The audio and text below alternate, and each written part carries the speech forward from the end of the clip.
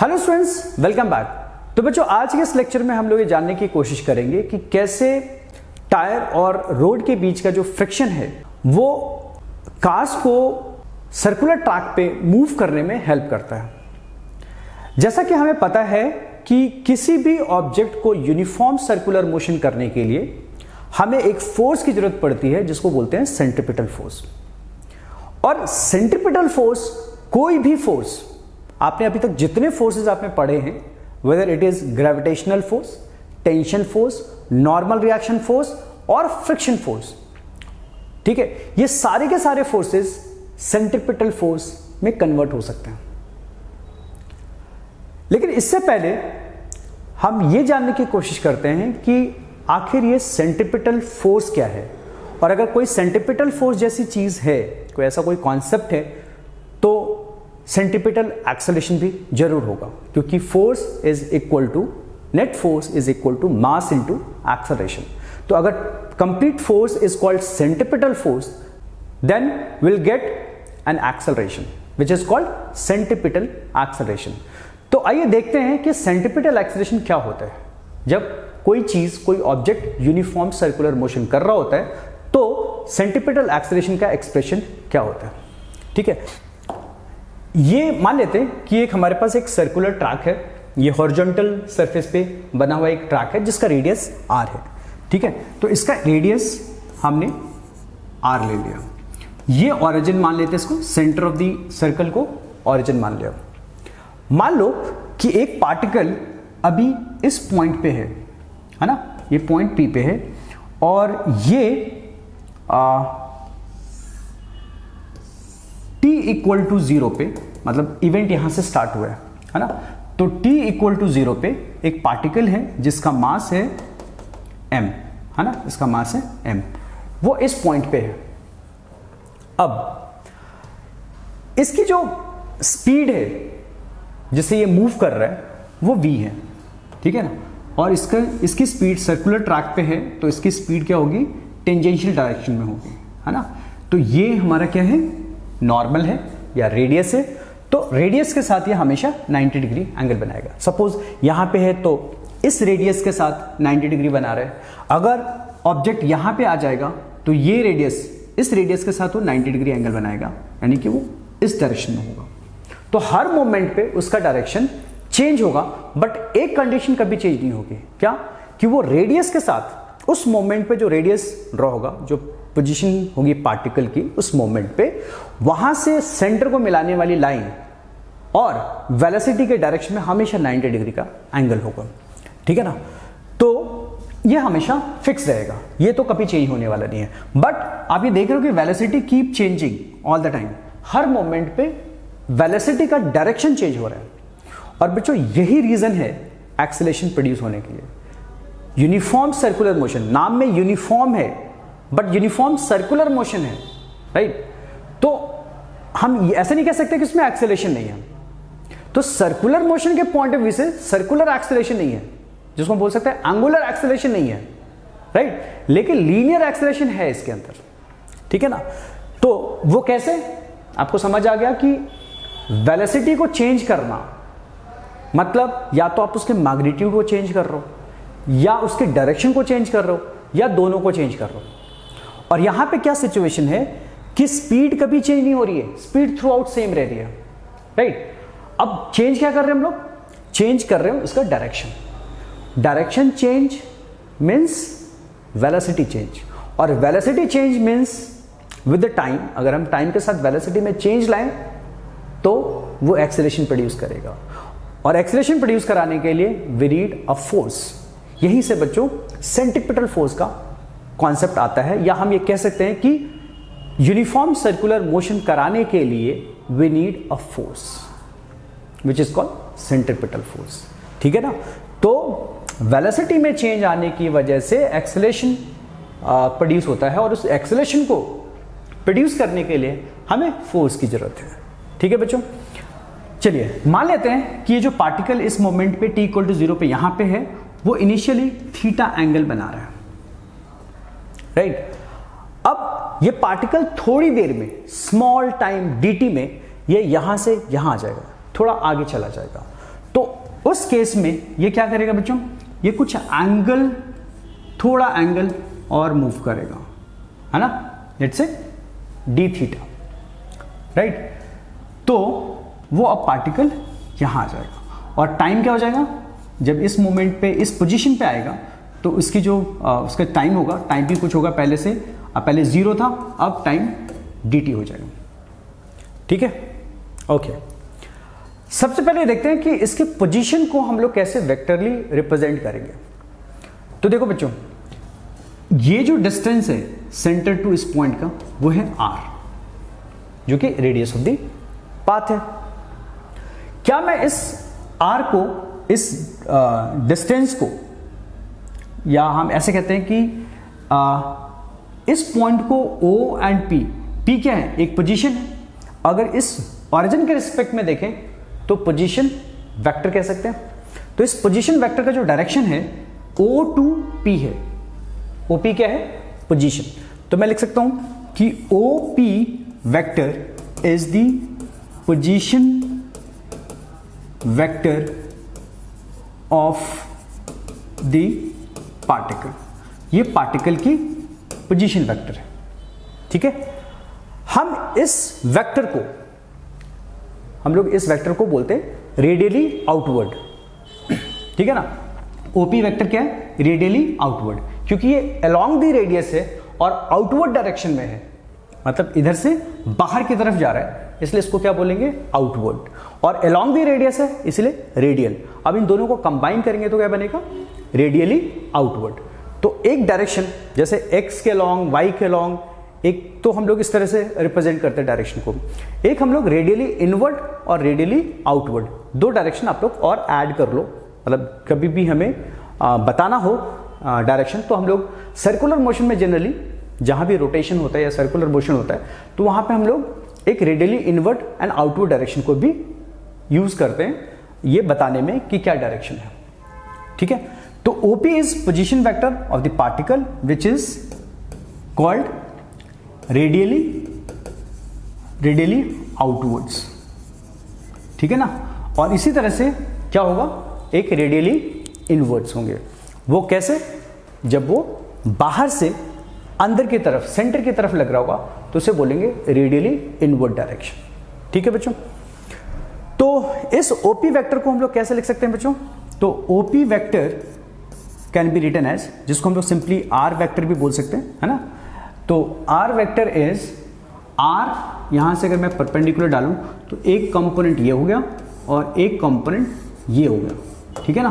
तो इसको बोलेंगे R cos थीटा और इसे बोलेंगे R sin थीटा।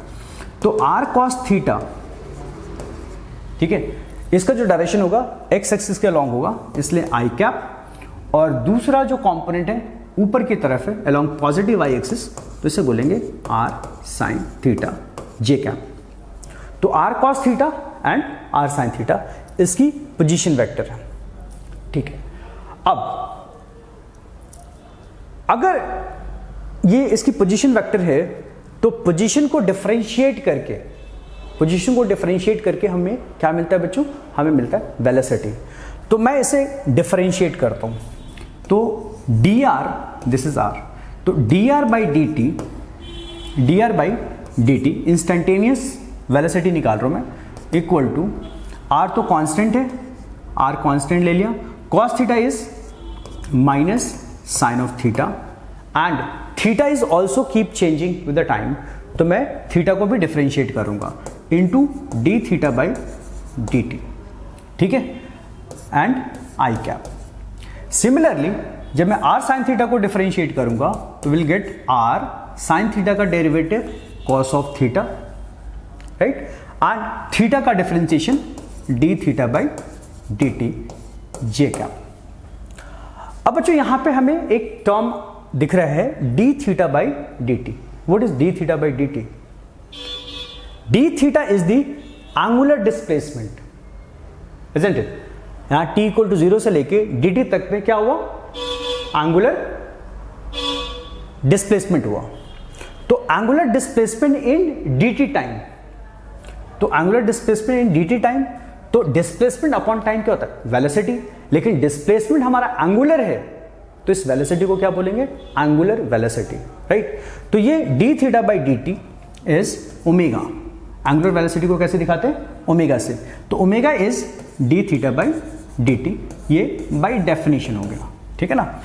तो अब हम लोग D R by D T, अब हम लोग D R by D T यानी कि वेलोसिटी को कैसे लिखेंगे, minus are D theta by D T को मैं पहले लिख देता हूं ओमेगा, ठीक है, एंड फिर sine theta I cap, and similarly R D theta by D T is omega and then cos of theta J cap, right, okay. अब देखिए यहां पे आर ओमेगा कांस्टेंट है, क्योंकि कॉमन भी है तो हम लोग इसे कॉमन इसका निकाल लेते हैं। तो ये हमारा आ जाएगा R omega minus sine theta I cap plus cos theta of J cap, right. अब इस वेलोसिटी को दोबारा डिफरेंशिएट करेंगे तो हमें क्या मिलेगा बच्चों, dv by D T is called acceleration. तो एक्सेलरेशन के लिए हमें इसको फिर से डिफरेंशिएट करना है, but r and omega both are constant, तो हम लोग इसे ऐसे ही छोड़ देंगे r ओमेगा।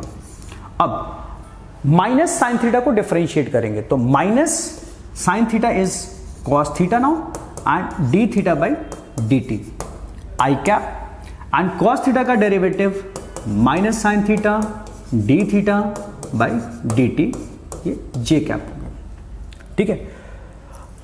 अब देखिए बच्चों यहां पे एक D theta by D T दोबारा आ गया, ठीक है, जिसको हम लोग क्या बोल सकते हैं, ओमेगा।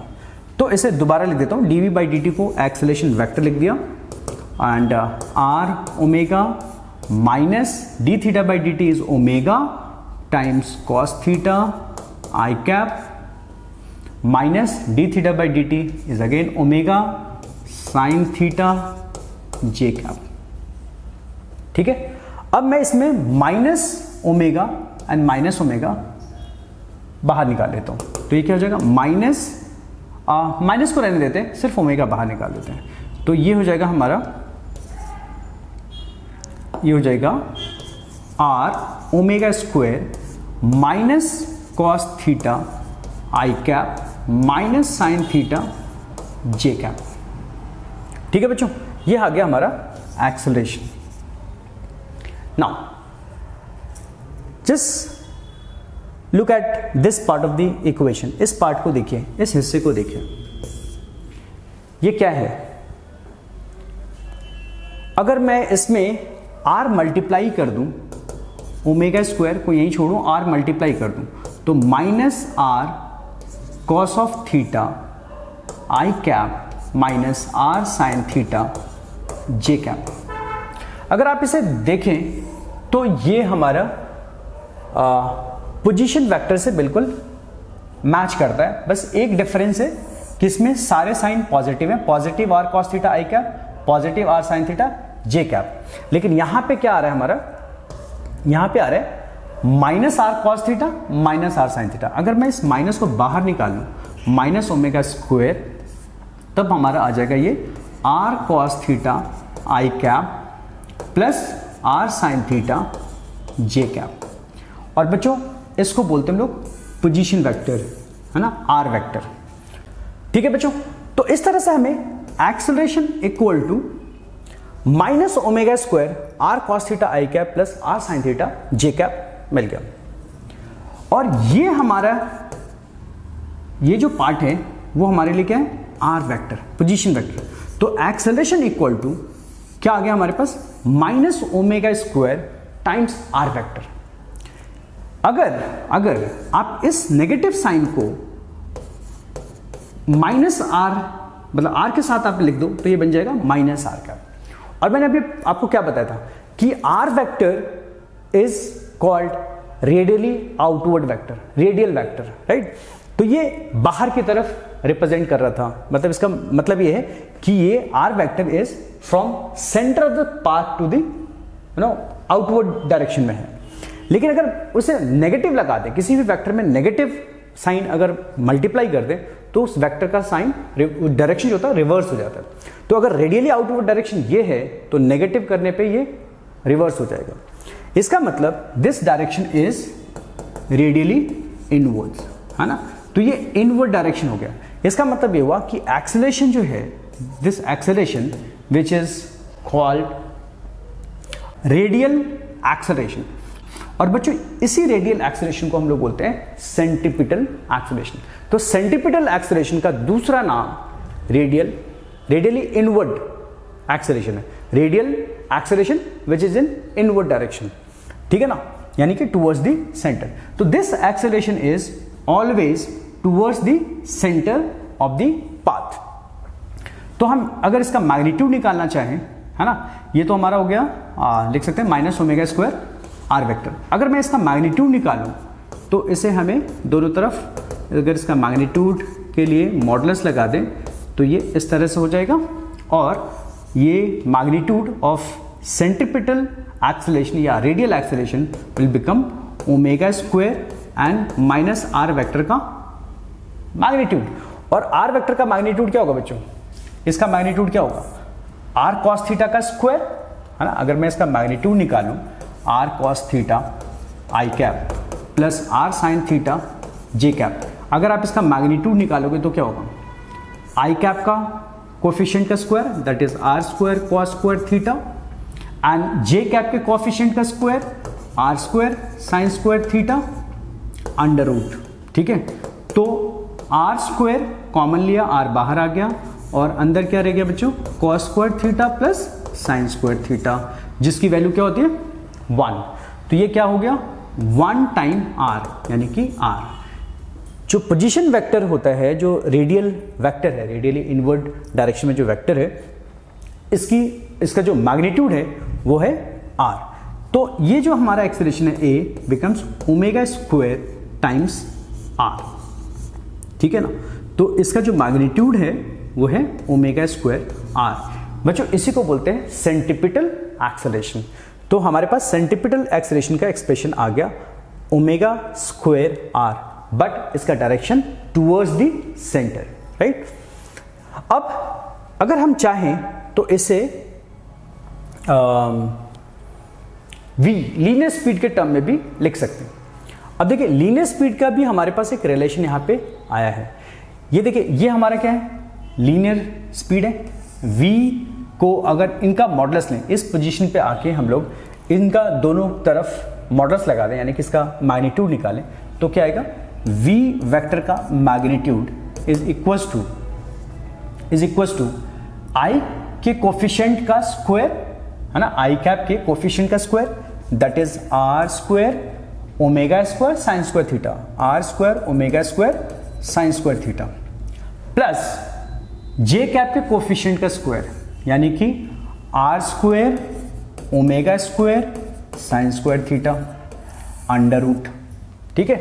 तो जो स्पीड है v वो क्या आ गया? r स्क्वायर ओमेगा स्क्वायर हमारा कॉमन है, तो इसे बाहर ले आते हैं तो आ जाएगा, या फिर अंदर ही रहने देते से r square omega square and sine square theta plus cos square theta under root.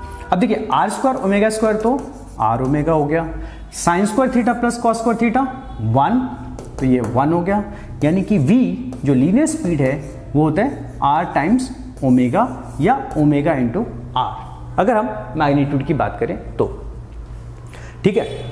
तो यहां पे हम लोग इस सेंटीपिटल एक्सेलरेशन को, अगर मैं इन दोनों को यूज करूं, एक तो v, ये बड़ा इंपॉर्टेंट इक्वेशन है बच्चों, v equal to omega R या आर ओमेगा, और एक ये हमारे पास आ गया radial acceleration omega square R. अगर मैं चाहूं तो इस एक्सेलरेशन को लिख सकता हूं, क्योंकि हमारे पास आ चुका है v equal to omega R, तो यहां से ओमेगा की वैल्यू हो जाएगी v बाई आर, तो मैं इसको रिप्लेस कर देता हूं, ओमेगा की जगह v बाई आर रख दूंगा, तो क्या हो जाएगा? v square upon R square into are, तो आर आर कैंसिल, तो एक्सेलरेशन जो आ गया वो है हमारा v square by are.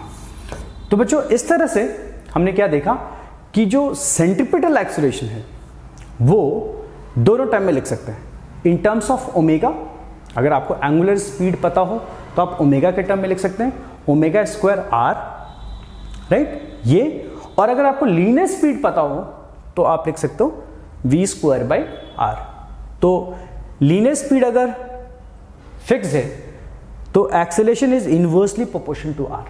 If you want to keep the angular speed of the object constant, और अगर आप एक्सेलरेशन बढ़ाना चाहते हो या आप रेडियस बढ़ा रहे हो, पाथ सर्कुलर पाथ का रेडियस आप इंक्रीज कर रहे हो और ये भी चाहते हो कि एंगुलर स्पीड सेम रहे, तो क्या होगा, उसके लिए एक्सेलरेशन ज़्यादा चाहिए, क्योंकि एक्सेलरेशन अगर आर को आप बढ़ाओगे तो एक्सेलरेशन भी बढ़ेगा। तो यहाँ पे हम कह सकते हैं कि रेडियल एक्सेलरेशन या centripetal acceleration is directly proportional to R where omega is, या इफ ओमेगा इज कांस्टेंट। अगर आप ओमेगा को कांस्टेंट रखना चाहते हो तो सेंटीपिटल एक्सेलरेशन को बढ़ाना पड़ेगा। अगर आप पाथ बड़ा करना चाहते हो, सर्कुलर पाथ के रेडियस आप बढ़ाना चाहते हो तो, ठीक है। इसी तरह से आप ये चाहते हो कि आप कांस्टेंट स्पीड से, लीनियर स्पीड से पाथ पे मूव करो, लेकिन आप अगर रेडियस बढ़ाओगे तो एक्सेलरेशन आपकी क्या होगी, कम जरूरत पड़ेगी। मतलब आप अगर कांस्टेंट स्पीड से एक बड़े ट्रैक पे मूव करना चाहते हो तो उसके लिए आपको एक्सेलरेशन की जरूरत कम से कम होगी, ठीक है, सेंटीपिटल एक्सेलरेशन की। आप एक ऐसा सिचुएशन ले लो ना, मान लो कि आप सर्कुलर ट्रैक पे नहीं चल रहे हो, आप बिल्कुल स्ट्रेट ट्रैक पे चल रहे हो। स्ट्रेट ट्रैक का मतलब क्या हुआ, it's a part of a circular track whose radius is infinite. इसका मतलब अगर आप स्ट्रेट पाथ पे चल रहे हो, है ना, इफ पाथ इज स्ट्रेट, ठीक है, तो इसका मतलब रेडियस क्या हो गया, टेंडिंग टू इंफिनिटी। अगर रेडियस टेंडिंग टू इंफिनिटी है, आप इसमें रेडियस डाल दो, ठीक है ना, तो समथिंग डिवाइड बाय इंफिनिटी क्या हो जाएगा, जीरो। इसका मतलब ये हुआ कि अगर आप स्ट्रेट पाथ पे चल रहे हो तो centripetal acceleration tending to zero, यानी कि आपको स्ट्रेट पाथ पे चलने के लिए सेंटीपिटल एक्सेलरेशन की जरूरत नहीं है, ठीक है बच्चों। तो इस तरह से हमने सेंटीपिटल एक्सेलरेशन का डेरिवेशन कर लिया। अब इसमें हम लोग अगर मास मल्टीप्लाई कर दें तो ये क्या हो जाएगा, सेंटीपिटल फोर्स, ठीक है बच्चों। लेकिन एक बात हमेशा ध्यान रखिएगा कि जो सेंट्रीपिटल फोर्स होता है ना, एफ सी से भी रिप्रेजेंट करते हैं सेंट्रीपिटल फोर्स, और ये हमेशा नेट फोर्स को रिप्रेजेंट करता है। नेट फोर्स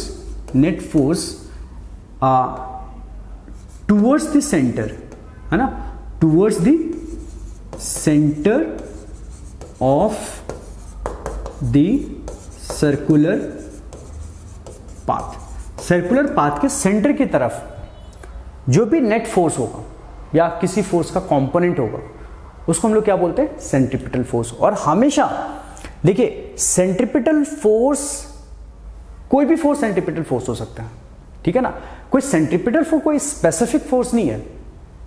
मतलब कोई भी, जैसा कि मैंने आपको स्टार्टिंग में बताया था कि any force can be centripetal force, but उसका जो एक्सेलरेशन है वो हमेशा होता है वी स्क्वायर बाई आर या फिर ओमेगा स्क्वायर इंटू आर। तो फोर्स तो आप कुछ भी लिख सकते हैं। जो नेट फोर्स है लेफ्ट साइड में, जैसे मान लो मैंने सेंट्रीपिटल फोर्स को लिखा, centripetal force is m into centripetal acceleration omega square r या फिर m v square by r, ठीक है। ये जो हमने राइट साइड में लिखा है ये तो हमेशा यही रहेगा बच्चों, बहुत ध्यान से समझना।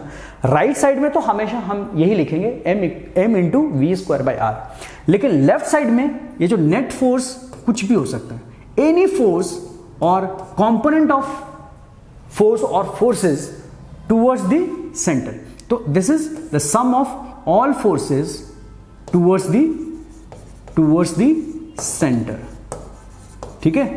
उसको हम लोग हमेशा इक्वेट करेंगे m into v square by r या फिर m into omega square r. तो आई होप बच्चों आपको ये समझ आ गया होगा कि कैसे सेंट्रीपिटल फोर्स और सेंट्रीपिटल एक्सेलरेशन हम लोग डिराइव करते हैं।